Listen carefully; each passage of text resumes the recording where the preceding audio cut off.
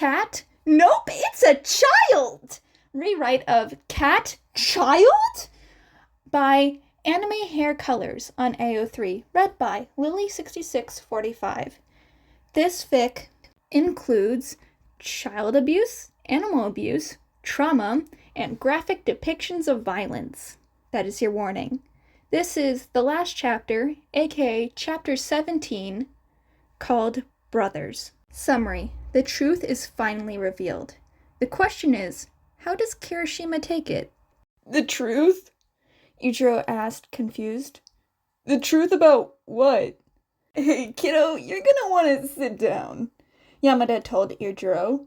Okay, Ichiro said, then sat down on a plastic hospital chair.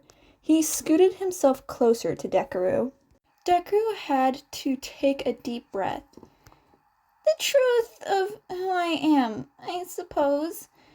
At Ichiro's confused look, he turned to Aizawa. I'm not sure if there's an easy way to do this. Maybe just erase my quirk and see if he understands. I don't know, though. It's been almost a year, and I look a bit different with black fur. Kirishima was very confused. The black fur comment nudged something in his mind. That same irrational part of his mind that kept him walking around looking for his cat. No, he'd seen that body. What was going on? So, should I erase your quirk now or after you explain? Aizawa asked. Now is probably best, Midoriya said.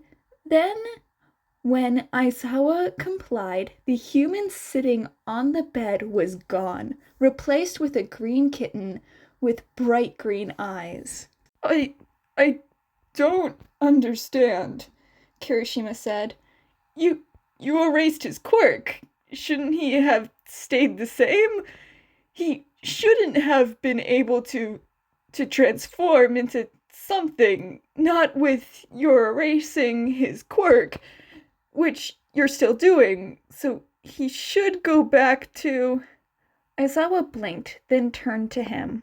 I think you know the answer, kiddo, his teacher said simply, as a cat looked up at him from the hospital bed with intelligent green eyes. Dekoru was doing a good job of hiding his intelligence from the rest of the Kirishima family. Meanwhile, Ichiro continued to teach him how to read.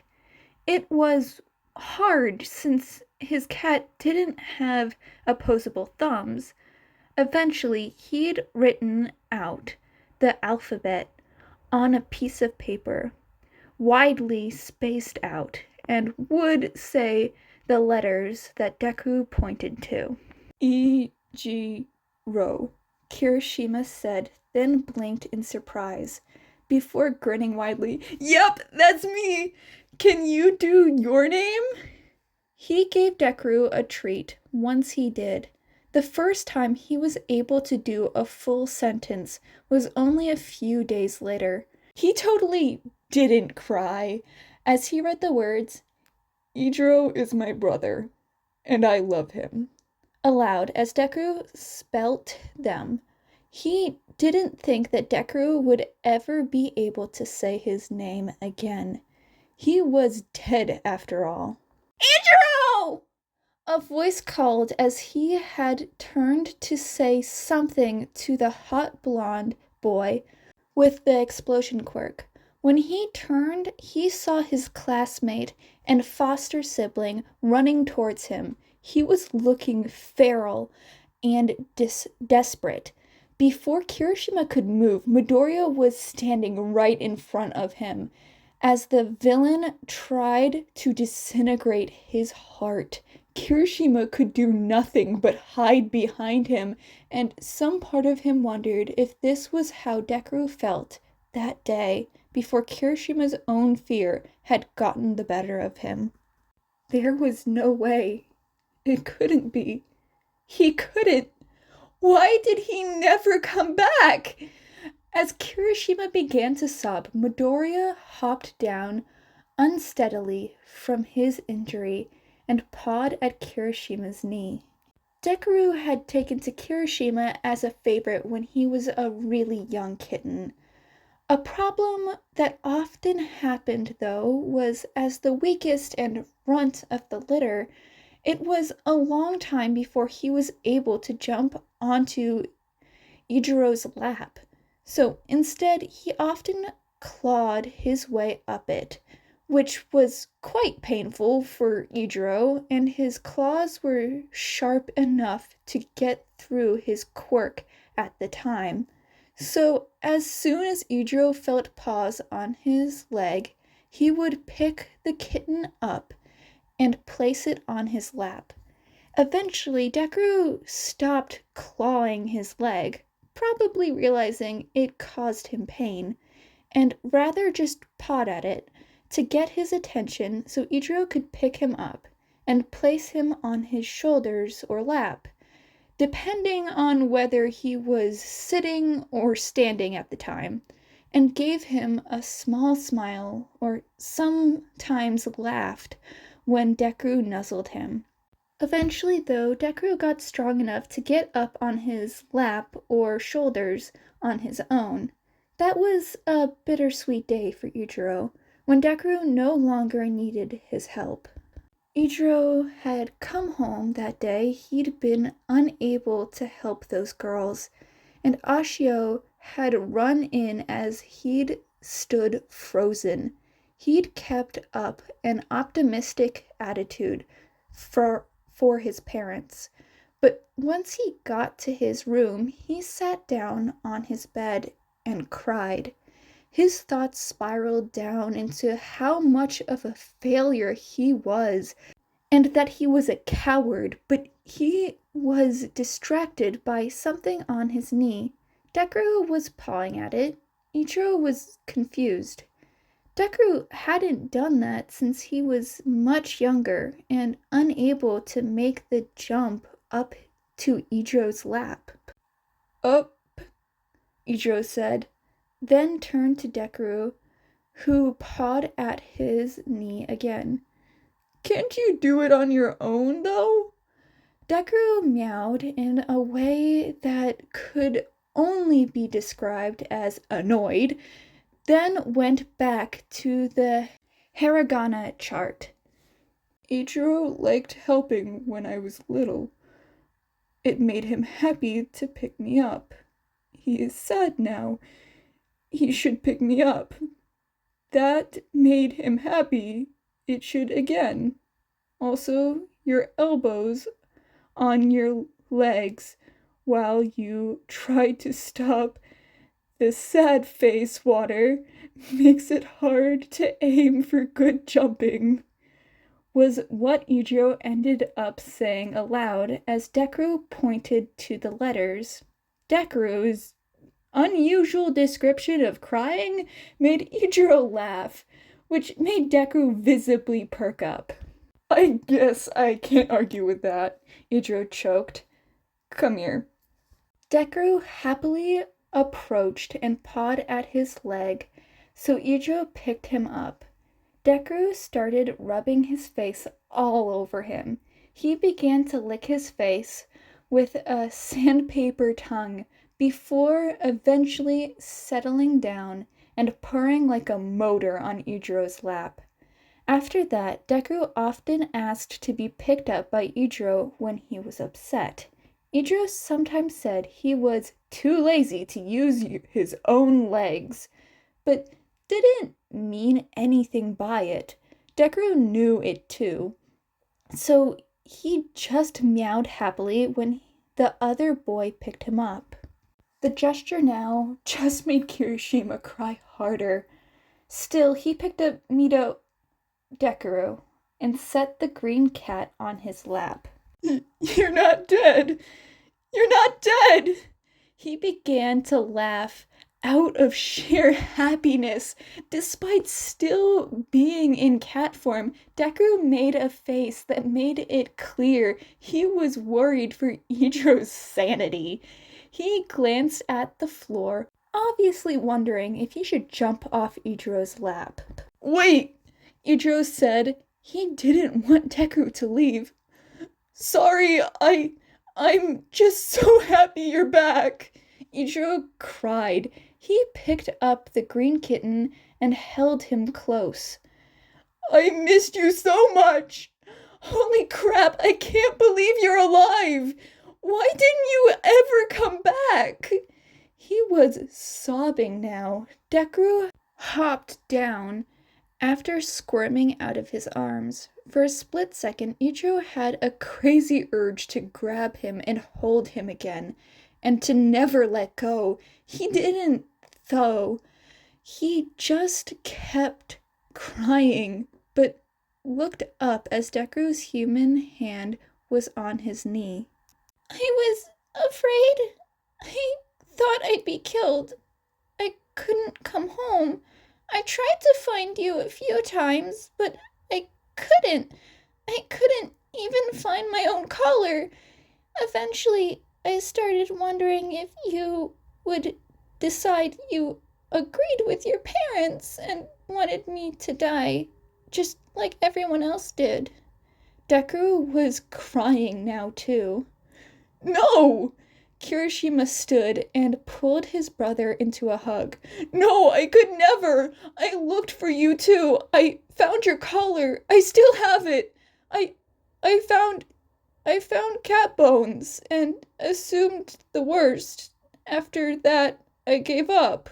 Yeah, that was probably my father, Deku said when Kirishima let go of the hug to ask for an explanation.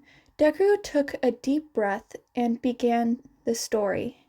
Deku ran desperately. Idro's father was close behind, trying to kill him. He ran into a few other cats on his way. He meows loudly, panicked. So panicked, in fact, that he didn't even notice that one of the cats clearly smelled different than the others. The other cat did, though. He heard a voice in his head that was not his own thoughts. I can tell you by your scent. You are mine. My son. The words weren't human, though, but weren't the vague communication of cats either. Rather, it was as though the idea present in the words were communicated to his brain. All Deku could think in his panicked state was about the man chasing him and how he desperately needed help.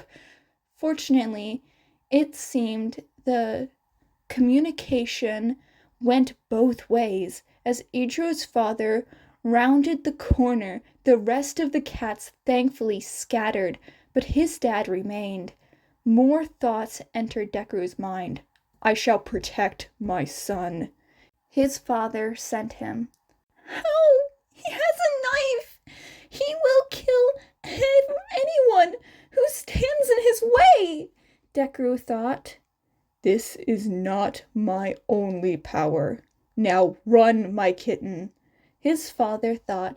Deku did so, feeling like a coward, but not about to let his father's sacrifice be wasted. There was a small hole in a wire fence. It was his only hope to escape the human chasing him. He ran into it and tried to get through, but his collar was caught on one of the wires. Panicked, he cried out as loudly as his lungs were capable of. His father, who'd been breathing fire at the human to keep him at bay, as he shouted about how he knew his son's dumb cat could be an abomination too. Since he was drunk, and since it was dark, he clearly thought Deku's father was him. His father sent one last thought his way. I'm truly glad I met you. Now run, my kitten. As his father blew fire at Deku. No, at his collar, burning it just enough to make it weak enough Deku could pull hard enough to snap it and escape. He ran, glancing back in time to see his father be decapitated. It was only later that he mourned the loss of his collar, the only thing he had to remind him of Ichiro.